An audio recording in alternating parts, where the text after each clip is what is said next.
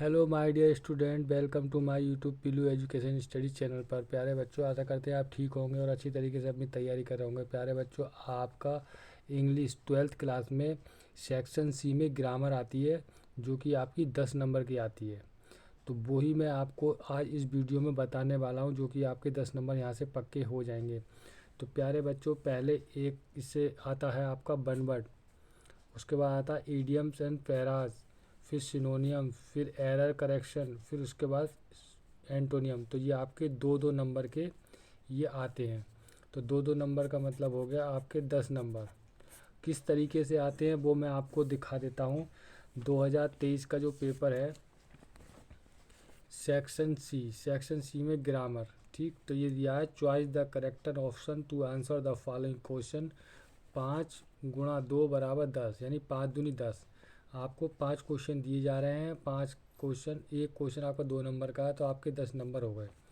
तो आपका जो पहला क्वेश्चन है इसमें वो है a foreigner who settles in a country is, यानी settle in a country card, ठीक है। जो विदेश में सेटल हो चुका है उसे हम क्या कहेंगे? तो ये आपका आ गया वन वर्ड, ठीक। उसके बाद आपका दूसरा क्वेश्चन है be to die in the harness means, जो मर गया हो अचानक। तो ये आपका आता है idioms idioms idioms and paragraph में आता है आपका। फिर ये आपका सिनोनियम आता है 2 नंबर का। फिर आपके बाद ये करेक्शन एरर आ जाता है। इसके बाद एंटोनियम आ जाता है। तो आपके 1 2 3 4 और 5, यानी आपके 5 नंबर के ये सेक्शन सी में 10 नंबर का ये आपका आता है। इसी के ऊपर ये वीडियो है, जो कि आपकी बहुत ही मोस्ट इम्पोर्टेंट है। अगर ये आप अंत तक देख लेते हैं वीडियो को, तो आपके ये 10 नंबर पक्के हो जाएंगे, क्योंकि वही मोस्ट, हर वन वर्ड के 10 क्वेश्चन है, इडियम्स के 10 क्वेश्चन है, एंटोनियम 10, मतलब 12 क्वेश्चन है। वही केवल आपको देखने हैं, उसके अलावा आपको और कुछ तैयारी नहीं करनी है। तो बच्चों, ये है आपके multi choice question section C, ठीक। तो ये ग्रामर के अंतर्गत आता है सेक्शन सी में। सेक्शन सी में इनके अलावा और भी ग्रामर आती है, लेकिन ये जो है आपके मल्टीप्लाई चॉइस क्वेश्चन होते हैं, यानी कि बहुविकल्पीय में आते हैं, इसलिए इसकी एक वीडियो अलग से बनानी पड़ी है। तो प्यारे बच्चों, सबसे पहले जो क्वेश्चन आता है वो आता है आपका वन वर्ड सब्स्टिट्यूशन, यानी कि एक शब्द प्रतिस्थापन, और ये 2 नंबर का होता है, ठीक। तो आपको बच्चों ये वन वर्ड के आपको ये इम्पोर्टेंट क्वेश्चन आपको याद करने हैं। अब ये जब मान लीजिए पहला है आपका the foreigner who settles in A countries card. किसी देश में बसने वाले विदेशी को कहा जाता है, तो उसे कहते हैं इमिग्रेंट, यानी अप्रवासी, ठीक। तो ये आपका पहला वन वर्ड हो गया, बहुत ही मोस्ट इम्पोर्टेंट है। दूसरा हो गया absence of the government in countries काल। किसी देश में सरकार का अभाव कहलाता है, दानशाही, यानी एनआरसी, ठीक। फिर है the country ruled by a king. देश पर एक राजा का शासन क्या कहलाता है? तो वो कहलाता है साम्राज्य, मोनार्ची, ठीक। The country ruled by a king, monarchy. अब चौथा है undue favour to palace ones relatives in the lucrative ports is called. चौथा वाला, तो इसका मतलब है आपका अपने संबंधियों को, यानी रिलेटिव, अपने संबंधियों को लाभकारी स्थान पर रखने को अनुचित उपकार कहा जाता है। तो ये होगा नी पोस्टिम, ये बहुत ही मोस्ट इम्पोर्टेंट है आपका। फिर इसके बाद है what which can not be correct is called. जिसे सुधारा ना जा सके उसे कहते हैं इनटॉरेक्सिजिबल। चौथा वाला, जिसे सुधारा नहीं आ सके, that which can not be correct is called, जिसे सुधारा नहीं आ सके उसे कहते हैं इनटॉरेक्सिजिबल। इसका चौथा वाला हो गया। पांचवा इसका है one who abandons his the religious faith is an, तो इसका होगा एपोस्टेट। एपोस्टेट का मतलब होता है वह व्यक्ति जो धार्मिक विश्वास को त्याग देता है, तो उसे कहते हैं एपोस्टेट। अगला है one who takes the right side of things is called, जो किसी चीज़ का उजला पक्ष लेता है, जो किसी चीज़ का उजला पक्ष लेता है उसे बुलाते हैं क्या? आशावादी, optimist. Government by one person, government by one person यानी एक व्यक्ति द्वारा सरकार, आउटोक्रेसी कहलाती है यानी निरकुंशता। ठीक। Dislike, dislike of a aversion to the marriage is, तो ये है विवाह के प्रति अरुचि या घृणा, विवाह के रुचि अरुचि या घृणा। मिसोगेमी। ठीक। A person who looks on the dark side of life, तो ये है pessimist. Government by the rich is called, यानी अमीर लोग गवर्नमेंट को क्या पुकारते हैं? तो एरिस्टोक्रेसी। बहुत ही मोस्ट इम्पोर्टेंट है, केवल 12 हैं, आप केवल यही कर लेने। और जो बच्चे चैनल पर नए हों वो आप चैनल को सब्सक्राइब जरूर कर लें, जिससे आने वाली इम्पोर्टेंट वीडियो मिल जाए, क्योंकि पेपर पास में है और आने वाली इम्पोर्टेंट वीडियो आपको 100% पेपर में उनमें से क्वेश्चन मिलेंगे। तो 12वां जो क्वेश्चन है इनका वन वर्ड का, this word is no longer in use, बहुत काफ़ी समय से यूज नहीं किया गया, तो उसे कहते हैं ऑब्सोलेट। जो शब्द काफ़ी समय से प्रयोग नहीं किया गया उसे कहते हैं ऑब्सोलेट। तो बच्चों ये आपके 12 क्वेश्चन हो गए वन वर्ड के। आपको केवल वन वर्ड में सब्स्टिट्यूशन में एक शब्द प्रतिस्थापन में केवल ये 12 कर लेने हैं, बस आपके 2 नंबर पक्के हो गए। इसी में से ही वो लोट फेर के बूझता रहता है। और जो इनके ऑब्जेक्टिव में है उनको भी आप ध्यान से कर लेना, क्योंकि उनमें से भी बूझ लेता है। तो दूसरा जो आता है बच्चों वो आता है आपका ईडियम्स। ईडियम्स एंड पैराज यानी मुहावरे और वाक्यांश। तो बच्चों इसका जो पहला है the paras inching, inching towards mean, वाक्यांश की ओर बढ़ने का अर्थ क्या है? तो इसका मतलब होता है एक दिशा में स्लोली इन द डायरेक्शन। दूसरा है the die in the harness, दोहन में मरना क्या कहलाता है? To die while in service, सेवा में रहते हुए मरना। To hail, to hail from, to hail from जे कार करना कहलाता है कहाँ से आए हैं या आए हैं, कहाँ से आए हैं, टू कम फ्रॉम। बहुत ही मोस्ट इम्पोर्टेंट है बच्चों, ध्यान से कर लेना। द पिक हॉल, तो इसका होगा द सर्टिसाइज समवन।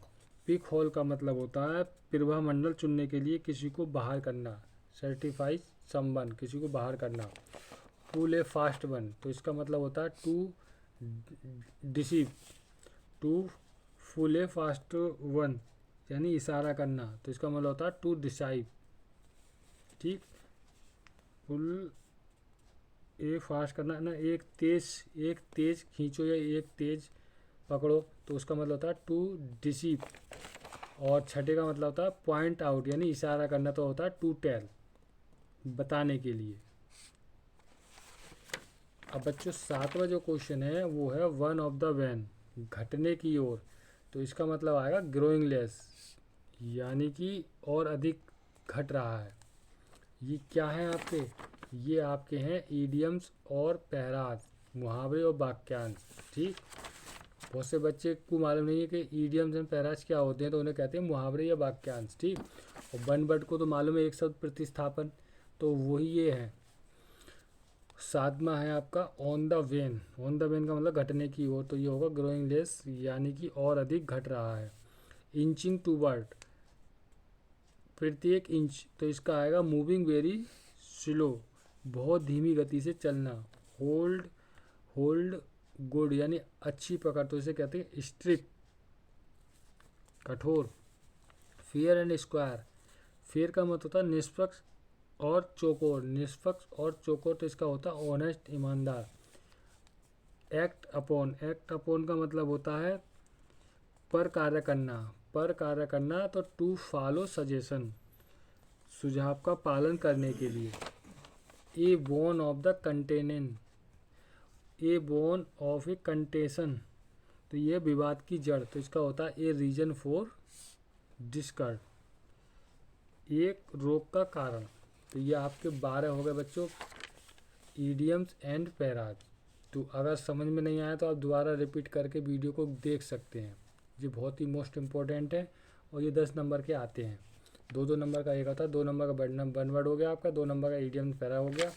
और उसके बाद आपका आगे सिनोनियम तो आप जानते हो पर्यायवाची होते हैं, तो इनको मैं आपको बता देता हूँ, आप ध्यान से कर लेना। जैसे कि ये द सिनोनियम ऑफ द डिलीजेंट, तो इसका मतलब क्या है, तो इसका मतलब होता है यानी पर्यायवाची इसी के जैसा होगा इंडस्ट्रियस, यानी इसका मतलब होता है मेहनती, और इसका मतलब भी मेहनती होता है।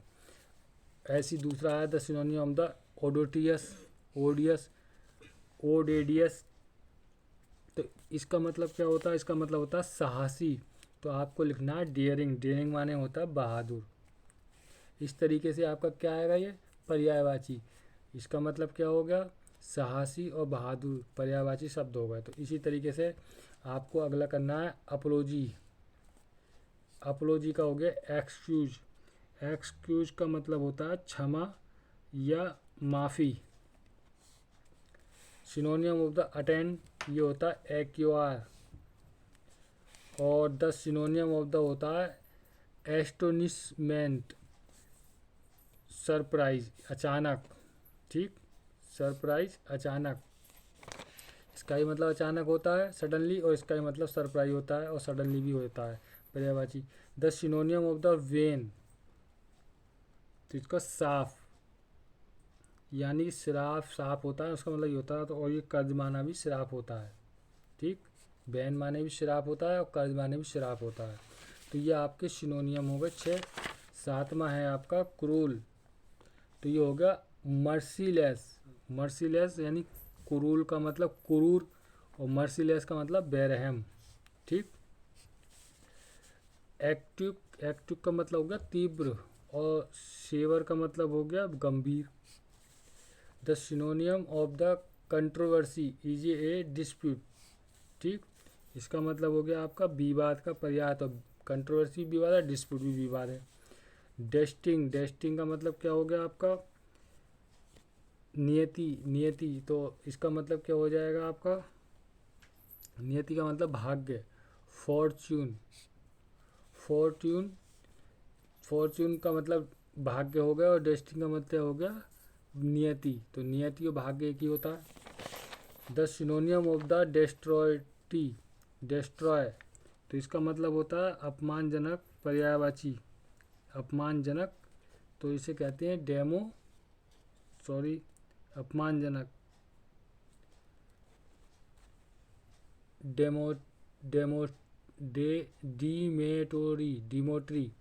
डिमोट्री हो गया, डेरोगेटरी का मतलब होगा डिमोट्री, ठीक, इसे कहते हैं अपमान, इसका भी मतलब होता है अपमान, इसका भी मतलब अपमान होता है। और डेस्ट्रॉय माने नष्ट करना होता है, और डिमोलिश माने भी नष्ट करना होता है। तो ये आपके 12 क्या होगा सिनोनियम, ये आपके 12 सिनोनियम हो गए। बच्चों को समझ में नहीं आया है थोड़ी भाषा में तो आप जो इग्नोर करना, लेकिन बताने का मतलब ये है आपको कि ये 2 नंबर के सिनोनियम आते हैं पर्यायवाची शब्द, ठीक, इंग्लिश में 12th क्लास में, जो कि आपको यही लोड फिर के देता है। अगला जो आएगा चौथा 2 नंबर पे, वो आएगा आपका एरर करेक्शन का मतलब ये है, वो आपको एक वाक्य दे देगा ऊपर और कहेगा कि भी इसमें हमारा क्या गलत है इस वाक्य में। तो मान लीजिए cattles are grazing in the field, तो इसमें जो है हमारा गलत क्या है, तो हमारा इसमें गलत है इन, तो ये आंसर हो गया हमारा इन, ठीक। इसमें केवल ये बूझना है नीचे which word in the sentence is error, यानी ऊपर वाले सेंटेंस में क्या गलत है, तो हमारा क्या गलत है इन गलत है, ठीक, केवल आपको ये बताना है कि इन गलत है। उसके बाद अगला क्वेश्चन है the poem has many of Scrooge's इलिशियंस,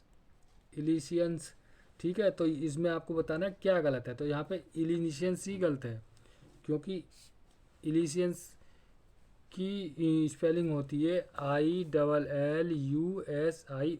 यहाँ पे एस लगा हुआ है, तो इसलिए ये गलत हो गया इस वाक्य में। तो ये आपको एरर करेक्शन आएगा 2 नंबर में। ठीक, और आएगा 100% आएगा। इसी तरीके से ही क्वेश्चन आते हैं और इसी तरीके से ही पूछने का वो उनका पैटेंट है। तो Sardar Patel was born one of the greatest man of India. तो इसमें देखो गलत क्या है, तो यहाँ man MAN man of India, और आएगा क्या MEN man man of India, MEN man आएगा। तो ये यहाँ पे क्या हो गया, ये गलत हो गया man. He now Ramu since a long time. तो इसमें क्या है, इसमें जो है सिंस गलत है, हमारा सिंस गलत है। Unless you will no work hard you will not succeed. तो इसमें विल नॉट, ये जो विल नॉट है ये हमारा गलत है इसमें। ठीक, 5वां जो है what is the time in your watch. तो इसमें क्या है, इन गलत है। One should not abuse his father. तो इसमें क्या गलत है, his. Always speak a truth, इसमें क्या गलत है, a. The drive stood at the extremest ledge of the rock. तो इसमें एक्सट्रीमेस्ट गलत है। ठीक, a prefer a pen then a pencil. तो ये क्या है, देन गलत है। ठीक, Mohan is more taller than Ram. तो इसमें मोर गलत है, यानी ये सेंटेंस जो बना हुआ है इसमें जो मोर गलत है। ये सेंटेंस ये होता है error correction. Rohit has gone before his father कम। इसका मतलब क्या है, हिज फादर बिफोर फादर कम, यानी कम इसमें जो है गलत है, आएगा केम। ठीक, तो ये बच्चे हो गए आपके एरर करेक्शन के 12, यानी 12 आपके वो हो गए, 12 ये हो गए, 12 चौक 48। ठीक, इस तरीके से आपका ये एरर करेक्शन भी 2 नंबर में हो गया। उसके बाद बच्चों आपका आता है एंटोनियम। एंटोनियम तो आप जानते हो, ये होता है विलोम शब्द। ठीक, तो आपको क्या करना है, इसको भी 2 नंबर में करना है।